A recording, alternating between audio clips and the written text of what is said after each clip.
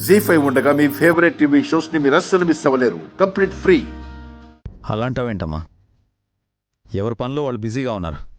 పిల్లల్ని వదిలేసి అంత బిజీగా ఏం చేస్తున్నారు విశాల్?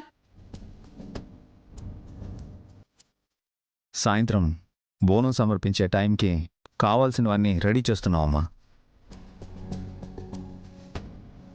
దానివే గాయత్రిని నేను ఆడించనక్కాయ్. మరి పిల్లల దగ్గర లేకుండా ఎక్కడికి వెళ్ళారు బాబాయ్? దూర్ ఫోన్ చేస్తే మాట్లాడుకుంటూ అలా గుమ్మమైపోయానమ్మా. ఈలోపు ఏం జరిగిందో తెలీదు.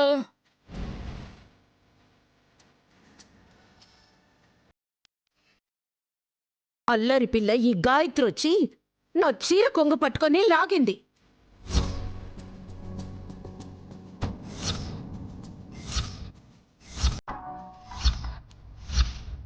కొంచెం ఉంటే నేను కూడా పడిపోయేదాన్ని.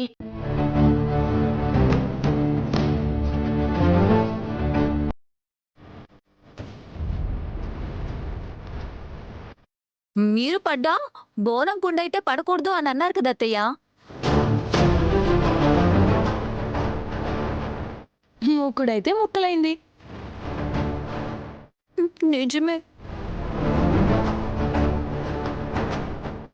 అమ్మకేమైనా అవుతుందా? ఏయ్, ఏమవుతుందిరా? ఏమీ కాదు. మమ్మీ, నువ్వైతే తప్పు చేయలేదు. ఆ పిల్ల నీ పట్టుదలని పరీక్షించింది. నీ తప్పే ఉంది ఇందులో.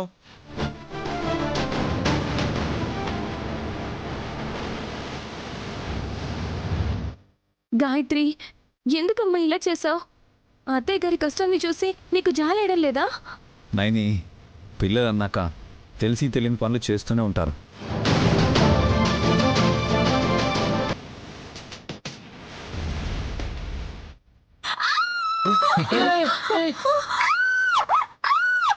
సుమన, ఏమైంది? అరే సుమన, ఏమైంది? చిట్టి, ఏమైంది? సుమన, ఏమైంది? ఏయ్, అరే ఏమైందో నాయనా?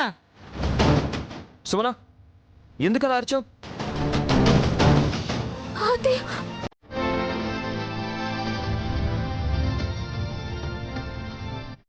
అత్తయ్య ముక్కు నుంచి రక్తం వస్తుంది.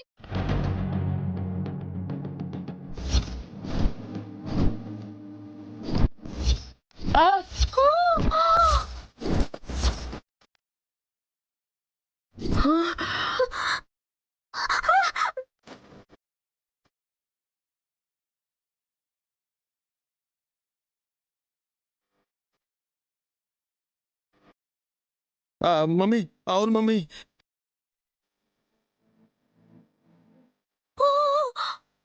విశాలాక్షి చెప్పకనే చెప్పింది.